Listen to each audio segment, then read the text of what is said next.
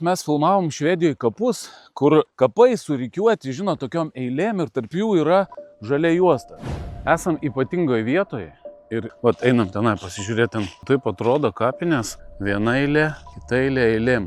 Tokie neįprastos kapinės ir jos sulaukia didžiulio susidomėjimo jūsų. Kukliai, gražiai, tvarkingai, iš vienos pusės, iš kitos pusės. Ir štai vienas mūsų žiūrovas pasakė, atvažiuokit į Radviliškio rajoną, į kapines, prie Baisiogalos ir pamatysit lygiai tą patį vaizdelį. Mes ir atvažiavom. Bet tu pažiūrėk, lygiai visiškai ir netgi plotis tų gyvatvorių labai panašus. Rasa, tu kur nors Lietuvoje mačius tokių kapinių? Ne, aš turbūt nemačiau, aš pirmą kartą matau. Ir iš kitos pusės krūmų irgi eilutė.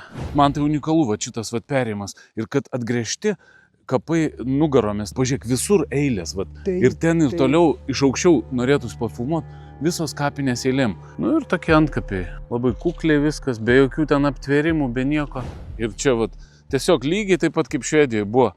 Einam ir iš vienos pusės kapai, praeini krūmų juostą ir iš kitos pusės kapai. Dabar kaip apsnygė, tai galim tik įsivaizduoti, bet iš tikrųjų tai visiškai identiškos kapinės.